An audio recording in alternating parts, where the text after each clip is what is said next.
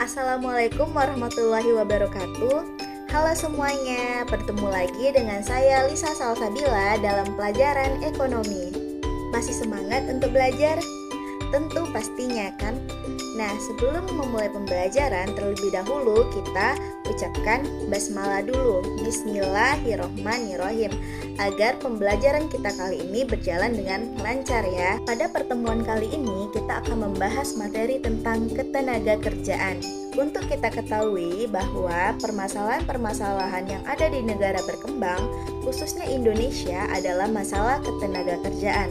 Nah, maka dari itu saya akan menjelaskan apa saja sih istilah-istilah ketenaga kerjaan. Sebelum masuk ke istilah-istilah ketenaga kerjaan, saya mau bertanya dulu nih, apakah kalian tahu apa saja yang termasuk dalam ketenaga kerjaan? Nah, betul sekali, ada tenaga kerja atau seseorang yang memiliki pekerjaan.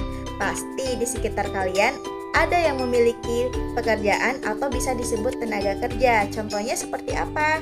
Ada dokter, guru, montir, driver, dan lain sebagainya. Itu bisa dicontohkan sebagai tenaga kerja ataupun seseorang yang memiliki pekerjaan. Nah, untuk mengetahui penjelasannya lebih lanjut, mari kita simak video berikut ini. Kita simak sampai habis ya. Pada video pembelajaran kali ini, saya akan menjabarkan materi, yaitu materi ketenaga kerjaan. Apa sih ketenaga kerjaan itu?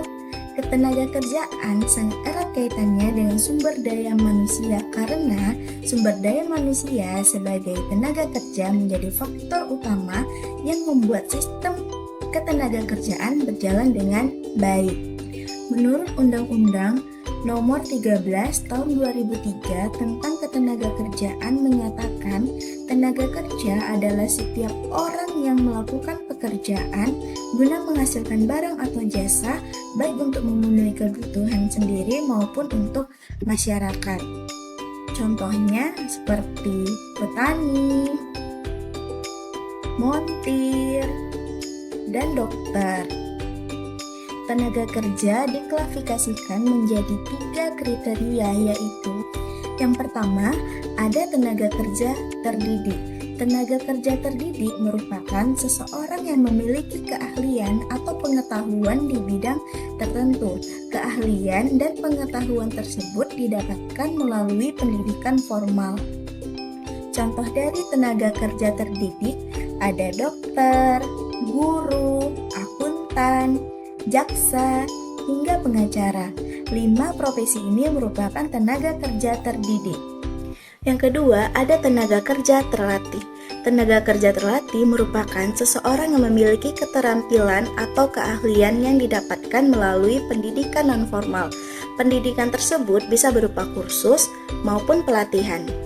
Contohnya seperti sopir bus, montir atau tukang bengkel, dan tukang jahit. Nah, ketiga profesi ini termasuk kepada tenaga kerja tidak terlatih. Dan yang ketiga, ada tenaga kerja tidak terdidik dan tidak terlatih. Nah, tenaga kerja tidak terdidik dan tidak terlatih ini merupakan tenaga kerja yang tidak memerlukan pendidikan dan pelatihan secara khusus. Kemampuan tenaga kerja pada kelompok ini didasarkan kepada kebiasaan dan pekerjaan yang tidak menuntut keahlian tertentu. Contohnya seperti buruh cuci, kuli panggul, dan kuli bangunan. Nah, materi selanjutnya adalah angkatan kerja.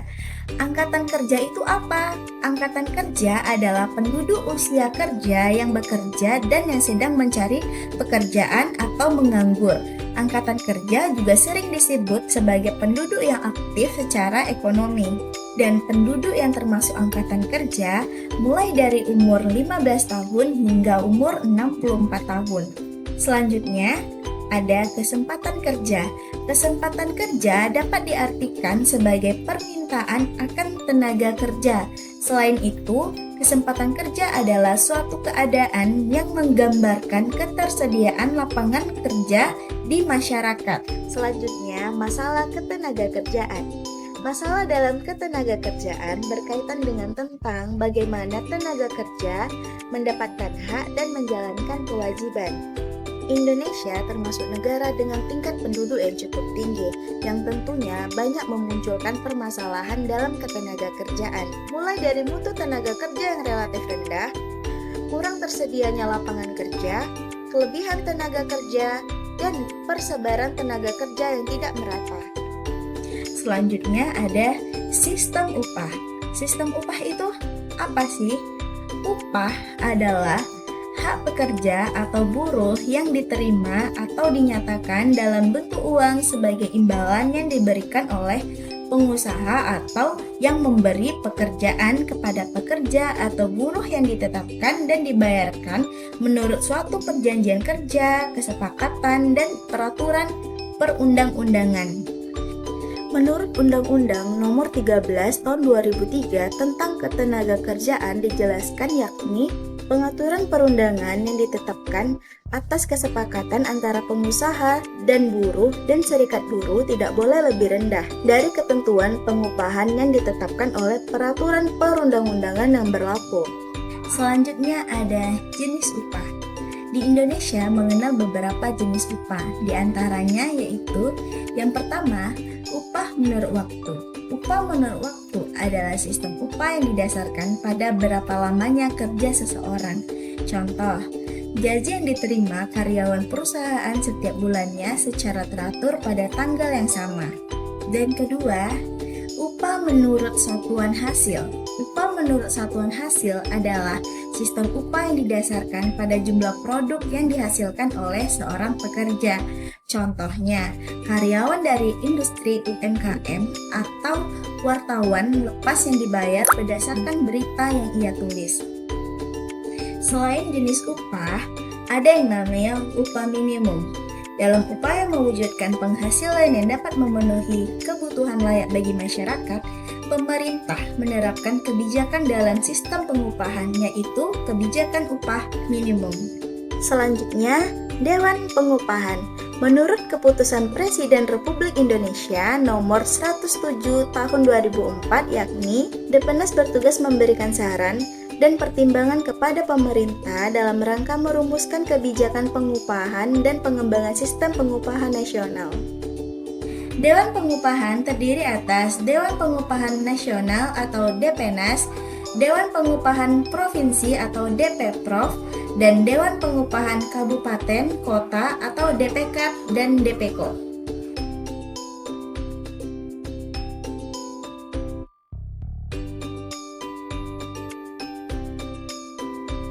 Nah, kita masuki materi selanjutnya yaitu bab pembahasan tentang pengangguran. Nah, sebelum kita masuk ke babnya, kita harus tahu dulu pengangguran itu apa sih? Nah, pengangguran merupakan kelompok angkatan kerja yang tidak bekerja atau sedang mencari pekerjaan. Pengangguran juga dapat terjadi karena jumlah penawaran tenaga kerja lebih besar daripada jumlah permintaan tenaga kerja. Nah, pengangguran menjadi salah satu masalah yang sering kali muncul di negara-negara berkembang disebabkan karena kurangnya lapangan pekerjaan tadi. Selanjutnya ada jenis-jenis pengangguran. Pengangguran dibagi menjadi beberapa jenis berdasarkan lamanya waktu bekerja dan penyebabnya. Adapun jenis-jenis pengangguran adalah sebagai berikut. Pengangguran berdasarkan lamanya waktu bekerja atau berdasarkan sifatnya terbagi menjadi beberapa bagian yaitu yang pertama ada pengangguran terbuka. Pengangguran terbuka, angkatan kerja yang sama sekali tidak memiliki pekerjaan. Contohnya seperti mahasiswa yang baru lulus dari kuliahnya dan belum mendapatkan pekerjaan. Yang kedua yaitu setengah menganggur. Setengah menganggur terjadi karena ketika tenaga kerja tidak bekerja secara optimal dikarenakan tidak memiliki pekerjaan untuk sementara waktu. Contohnya seperti petani yang menganggur karena sedang menunggu musim panen tiba. Yang ketiga ada pengangguran terselubung, yaitu ketika terlalu banyaknya tenaga kerja untuk satu jenis pekerjaan. Padahal dengan mengurangi tenaga kerja tersebut sampai jumlah tertentu tetap tidak mengurangi jumlah produksi. Contohnya seperti seseorang dengan gelar sarjana hukum yang bekerja sebagai guru. Padahal seharusnya dengan gelar hukum tersebut bisa menjadi hakim, pengacara, ataupun jaksa. Selanjutnya, pengangguran berdasarkan penyebabnya. Yang pertama, pengangguran struktural terjadi ketika para tenaga kerja tidak dapat mengikuti keterampilan yang diminta karena adanya perubahan struktur ekonomi negara. Yang kedua, yaitu pengangguran friksional.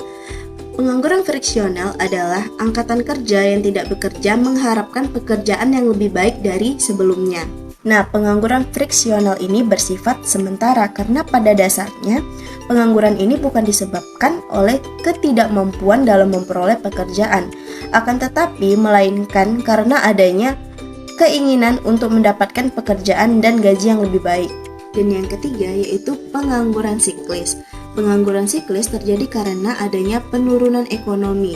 Ketika permintaan barang dan jasa menurun, hal ini memaksa perusahaan untuk memberhentikan pekerja dalam upaya untuk memotong biaya. Oke, materi selanjutnya yaitu upaya mengatasi pengangguran. Baik, yang pertama, upaya untuk mengatasi pengangguran yaitu meningkatkan investasi. Investasi dapat menggerakkan ekonomi dan meningkatkan pertumbuhan ekonomi. Yang kedua ada pelatihan kerja. Oke, pengangguran dapat ditimbulkan karena angkatan kerja tidak memiliki keterampilan yang dibutuhkan. Yang ketiga adalah menggalakkan UMKM. Meningkatkan kesadaran masyarakat untuk meningkatkan UMKM adalah salah satu upaya untuk mengatasi pengangguran. Masyarakat dibina untuk diberikan bantuan modal untuk membuka lapangan pekerjaannya sendiri sehingga dapat membantu mengurangi angka pengangguran dan dapat meningkatkan kegiatan ekonomi.